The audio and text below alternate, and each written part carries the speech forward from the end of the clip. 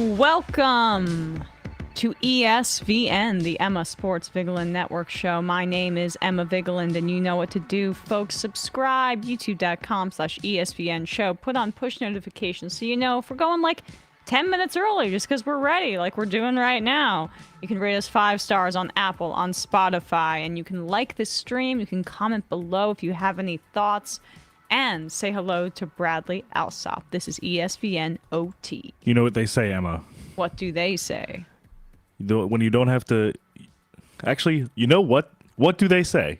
What is the phrase? You don't have to... You don't have to get ready to stay. If you stay ready, you don't have to get ready. Is that what they say? I don't know what you're asking because you're the one who started this whole trend. I asked you know what they say, and then also I then had to answer my question with another question, which is what do they say? I don't know. I don't know what you're... You don't have to get ready if you... No, it's... If you stay ready. Yeah, but I think it's not pithy enough. It's not... I'm missing a clause. Well, why don't you workshop that and get back to me? How about that? I'm... Hey, Emma. Starting over. I still don't have it. You still don't have it. Well, maybe on Monday. Yeah. We'll get to it. Yes, exactly. I'm gonna think about it over the weekend, and then I'm gonna come back on Monday. You get back in the lab with a pen and a pad, okay? Yes, exactly. So we're just gonna do our locks today. I mean, let's just dive right in. Let's do it. ESVN Stone Cold Lock of the Century. All the week. Yeah. Thank you, Dan from the internet, as always, for that wonderful animation. Last week was my best week so far. I've been basically doing 1 and 2. I think I was 1 and 2 every week until last, where I went 2-0 and 1, and I had a push on that damn Giants game. Bradley, after a 3-0 week, went 1 and 2, but we're still very close in the competition. Tampa Bay, well, no, that's for today, I guess, spoiler alert, where people see. But I had the Giants +5 against Dallas. They pushed. My gut was telling me Denver +7.5 against the Jets, and I just didn't go with it. I could have gone 3-0, but I'll take the push. Cincinnati -4.5 at Carolina. That hit. Washington +3.5 at Arizona. I mean, they trounced the Cardinals, so that was the right selection. Bradley hit on Minnesota +3. Again, I was surprised that they were underdogs in Green Bay because they were undefeated. And the Vikings almost blew the game, but they still would have covered. The Packers ended up only losing by 2 points. Carolina, obviously that didn't hit. The Cincinnati Bengals won by 10, and then the Baltimore Ravens just crushed the Bills. So yeah, this was my first. I think this was my first taste of like, okay, here are where some of the shortcomings for the Bills are. If they can't control the game to a degree, it's and sort of how for them to come back. Almost like when Buffalo can't bully, but Buffalo has more high-end... I mean, sorry, when Baltimore can't bully, but Baltimore has more high-end talent. Yeah, it's sort of like, as you just said, it's a great point of like, with Buffalo, it's sort of like them dictating the game is super important. It's harder for them to play on the other team's terms, especially with a guy like Derrick Henry, where you're really having to like rely on your guys being able to tackle and get and run after him and neutralize him. And clearly, obviously, with the game that Derrick Henry had, that was not as easy as they wanted it to be. And I think that's what you're seeing with the teams that have had success so far this year, is that they have multiple strengths. Like even Tampa Bay, they have a great passing game right now, and Baker Mayfield's playing well. But they also have big guys on their defensive end that, like Vita Vea has been having an awesome year. And then the Vikings are undefeated. They have a really strong defensive coordinator and game plan and one of the best offensive play callers in the league. Like, they can win in multiple ways. If it's a defensive struggle, the Vikings, I think, would be okay. The Chiefs, they just need to get their offense going. But I guess we'll get into our picks because we had some similar thoughts this yes, week. we got two for two. That's just... we ended up both picking the same thing on Thursday Night Football, Tampa Bay +2.5 in Atlanta. I guess I'll start with my reasoning on this front. The Falcons don't have good home field advantage. It's one of the worst in the NFL.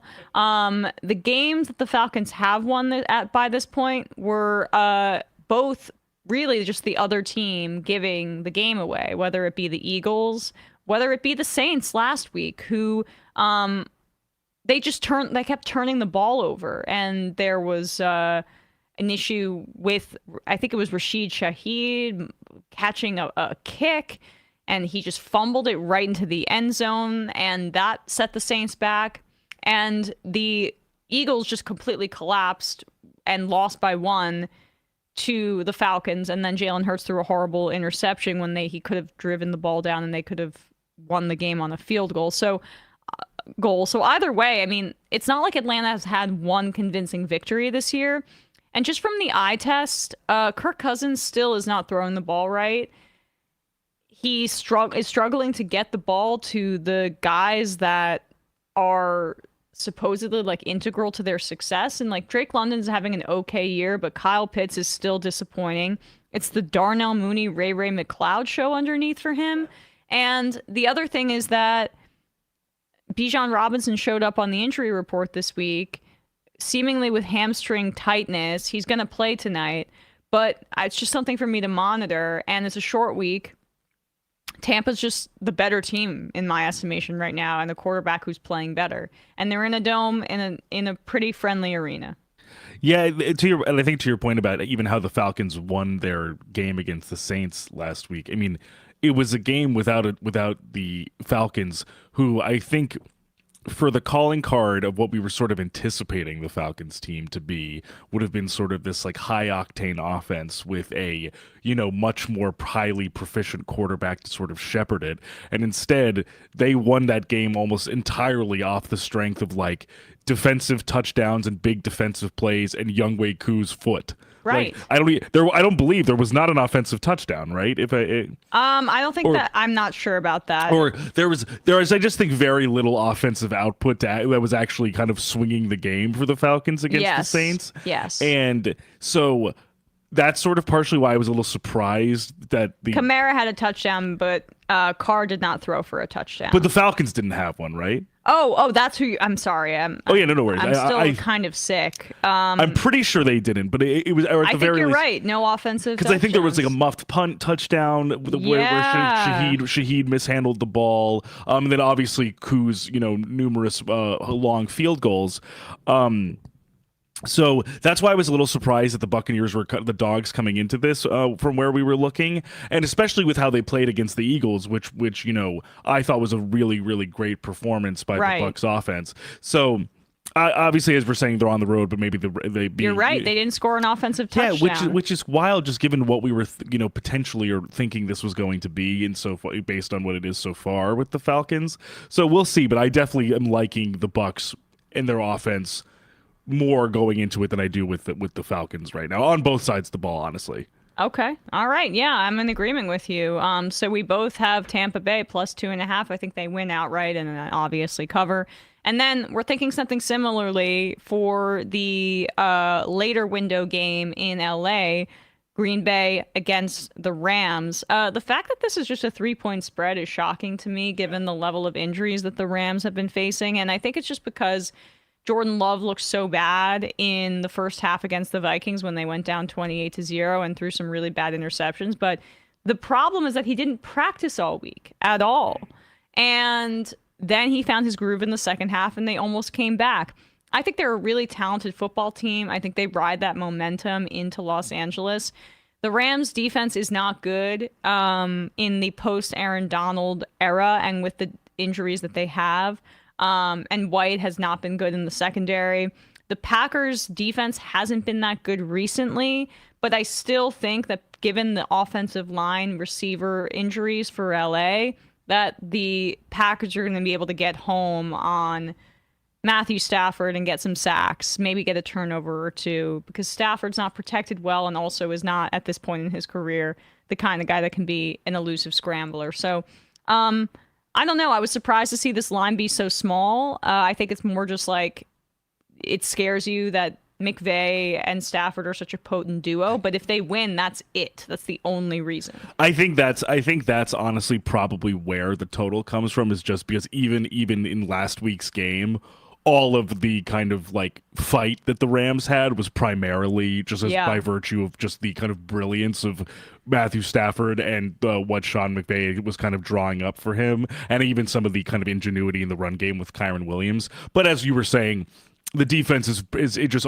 weak on personnel and also still missing some pieces. The offensive line is very patchwork at this point. We're Puka Nacua and Cooper Kupp still both banged up.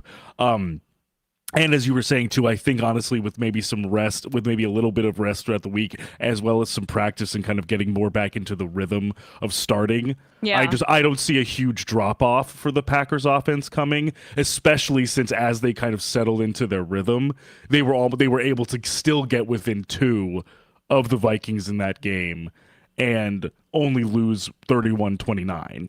And yeah, I'm obviously we think the same way about this, so we're kind of joined at the hip here. Yeah, so yeah, right. We our successes and failures are mostly are mostly tied together this week. But where we do have one difference is that I'm actually picking Monday Night Football. I think for the first time maybe this year, New Orleans is 5.5-point underdogs. The Saints in Kansas City. Now, with Rashee Rice on injured reserve, that news just broke, although it's not immediately clear if he actually tore his ACL. They're saying they're going to do more testing next week. Why haven't they done the testing yet? An MRI should be able to determine the severity of the injury regardless. So, like, of swelling, that's imaging that goes beneath, the surface. So I don't know what that means. It's very odd that they haven't really announced what the injury is yet. But we know that since he just got placed on IR 15 minutes ago, he's going to be out for at least 4 games for the Chiefs. Who do they have at receiver that is going to scare this New Orleans defense that is solid and has an up and down secondary? I get it, but they're coached well. I mean, Justin Watson doesn't scare me. Xavier Worthy is a potent weapon, but he's not shown that he can be an every down receiver for them. Just by like frame alone, almost. And just Yeah, having to actually get out of jams with press corners and get out of your get up to your route stem and release. Like that's a lot of work to put on a guy who I think by all accounts is hovering around 165, 170 pounds, and right. especially with very clearly like. Someone a receiver in that weight class, like Devontae Smith is an exception to the rule of how remarkably tough that he is as a receiver, and even he got banged up in that Saints game as well. Right. And so I think, and Travis Kelce hasn't been what he once was. The offense has been struggling. They're carried by their defense, and New Orleans can pose problems for them. First of all, Derek Carr has experience against this defense from his time with the Raiders. Secondly, the Saints have more offensive options to stretch the field to make things easier for Alvin Kamara. That's in part why he's having a really great year, because Rashid Shaheed and Chris Olave are fast as hell, and they can stretch the field in ways that the Saints hadn't been able to do previously. So if this game was in New Orleans, I would be saying that the Saints are going to win, honestly. But in Kansas City, I think it's more of a coin flip. I think this could very well be Kansas City's first loss on the year, given how they've been playing. And New Orleans, I think, is better than their 2-2 record would indicate. But I'm going to have at least the Saints losing in a close one to Kansas City on Monday Night Football. Yeah, the Rice thing is really tough. I mean, he's all they had. But being on IR, and Isaiah Pacheco is out for. Right. I mean, they can't run the ball. They're bringing back freaking Kareem Hunt. It's a state, right? Kareem Hunt, Samaje Perine, and rookie Carson Steele. Carson Steele did not look good to me. And had a costly fumble, I think, close into the red zone too. So like they're struggling with kind of a platoon of backs they were not necessarily anticipating having to rely on so much, and especially as we were discussing on Monday, how Nate Tice at Yahoo Sports pointed this out. Rice was sort of running a lot of the routes that kind of were traditionally, drawn up for Travis Kelce. So he was definitely looking much more like the number one option for Mahomes in the pass catching department. So relying on kind of an assortment of, as you said, Justin Watson, Travis Kelce, we'll see if Sky Moore potentially is back out there. it's just not a kind of a group that inspires a enormous amount of confidence. And this is a bit of a stretch that Mahomes has definitely been struggling. He has not been playing his best football. Even last week, which led to the Rashee Rice injury, he threw up a pretty inexplicable interception that led to that, where they kind of had that collision. So we'll see if that turns around. And obviously, I never really bet against the Chiefs until you see any reason to do so. But I'll be curious to see how they kind of figure this out, given how bare the cupboard is for them in terms of personnel. They reached, like, Mahomes and Kelsey reached this level of fame this offseason where it's almost just like, okay, they need to get back to winning. I mean, I don't mean to be like an old school get off my lawn person about this, but I can't see, if that they may not be, when you're in the Super Bowl window every single year and you're always going to the AFC Championship, it may be hard for them to feel focused. I feel like this is the first year in a while where, maybe ever in the Mahomes era, where I felt like they're a bit unfocused and undisciplined on offense. And I just don't know how that gets corrected. We saw a little bit of this last year, but this is worse. And this is sort of why we discuss kind of like this idea that some dynastic teams across sports try and sort of manufacture or kind of ensure a sort of nobody believes in us type of narrative around their locker rooms, despite being the front runners. Because as you said, you kind of need to find that force to be like, to motivate you to start anew every season, even amidst a run of dominant success, to be like, why do we want to get back to where we were, despite having done it twice already, been to the mountaintop in the last 2 seasons? The Patriots did it, the Warriors did it in the NBA. Yeah. Like, it's kind of, even though it kind of sometimes seems misplaced, you sort of need to find that incentive, that galvanizing factor. Yeah, I'm sorry, but like in the Patriots' heyday, in the middle of a football season, Brady and Gronk weren't going to the U.S. Open and like partying in public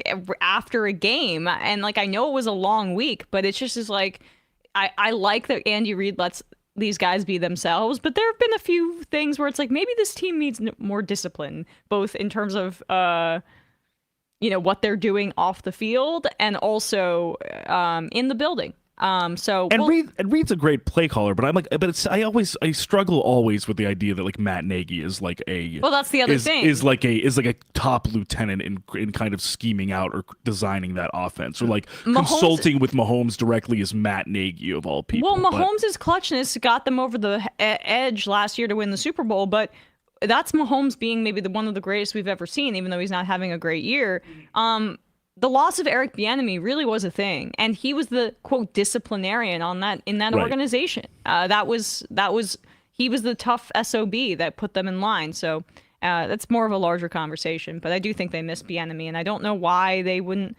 He's doing college ball now. Yeah, I didn't, because I guess obviously he's no longer in Washington, but I actually didn't know where he ended up actually. He is the offensive coordinator for UCLA and assistant head coach, but it feels like he should be in a better situation than that given his resume. Yeah, definitely. But anyway, Bradley, your final pick. You're picking Baltimore -2. They are Cincinnati's not a home favorite in Cincinnati. Yes, -2, and so obviously it seems like it's a close lines, and of course since the Bengals are at home, it's probably a little bit closer than -2 might even suggest. But I just think the Ravens, after having such an explosive performance against Buffalo last week, even though I genuinely do like and have been. And was encouraged by the Bengals' offensive performance, I just still think their defense is really, really struggling, and especially the run defense.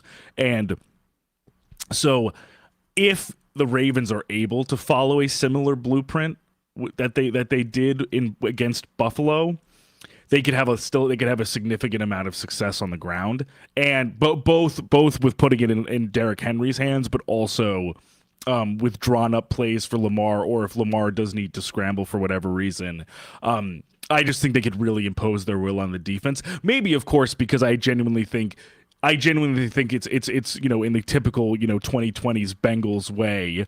I think the offense is starting to click a little bit more. So even if they can kind of trade shots in that regard between Lamar and Burrow, I just still give the advantage on the defensive side to Baltimore all the way, 100%. and think that the Baltimore defense would make anything for Burrow slightly more difficult. Whereas I just don't see a lot of resistance coming from the Bengals on the defensive side, especially in the run game, because Henry and Lamar, that kind of two-headed dragon, I think is kind of designed to beat a team that has difficulty either plugging or taking on blocks or just neutralizing really effective runners. Yeah, I'm if I were to have to pick, I would pick Baltimore too.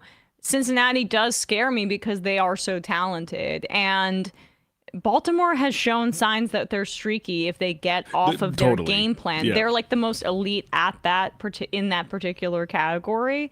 But yeah, the Bengals defense is trash. Like, I don't know what's going on. I think they're finally kind of coming back down to earth after suffering some losses of, Jesse Bates has been gone for a little while, but it's like, okay, the whole team's getting older. They always have just really good, solid guys on defense and nobody that's really a superstar. And I think that that's showing itself as of right now at this point. And the tough thing, I think, is that, you always want to kind of refill or replenish the resources through the draft, and there have been some hits and misses there. They drafted Myles Murphy 2 years ago to be on the defensive line. While whether he's been hurt or not, he's had a little bit of injury difficulties, but he hasn't been super effective when he has been playing. Right. They drafted Dax Hill out of Michigan to kind of be in that safety role, kind of that hybrid safety role. In lieu of Jesse Bates and Von Bell, but it was unsuccessful enough to the point where they went out and re-signed Von Bell after he left in free agency to go to Carolina. He came back, and he's a few years older now than when they went to the Super Bowl off some of the strength of him and others' play in the 2021 season against losing to the Rams. And then some of the guys who have kind of stayed around are vets who mostly, I think, have played better than the sum of their parts outside of Trey Hendrickson. So there's just not I think, there's only so much when you have a kind of a dynamic player like Hendrickson and a good, like, hard-nosed defensive coordinator, Lou Anarumo. There's only so much those two guys can make when the personnel is just not as dynamic or as kind of multifaceted as it was, 2 or 3 seasons ago. All right, so we're both going with Tampa Bay Bucks in Atlanta tonight, +2.5. The Green Bay Packers -3 against the Rams in LA. That's Bradley and I both are of like mind on that. I'm going with the Saints +5.5 in Kansas City on Monday Night Football. And Bradley has Baltimore -2 in Cincinnati in the divisional matchup between the two, which is unfortunately at 1 p.m. So sad. So sad. All right, guys, with that, we're going to wrap up here. What's that noise? Do you hear something? Where? Is that your chair? Is it me? That is the loudest chair I've ever heard in my life. What happened? I think it's a wear and tear issue. Probably. For people that don't know, everything in this office is recycled. It's slightly rickety. Yes. In one way or the other. Soon it'll all fall upon itself. Yes. All right. like in that silent movie thing where the house outline falls over the guy. Yes, exactly. That's good. What we're in for. So it's week 5. I'm 5-6-1. Bradley's 4-8. Let's see if we can get back to 500. We will see you on Monday. Bye bye. Bye bye.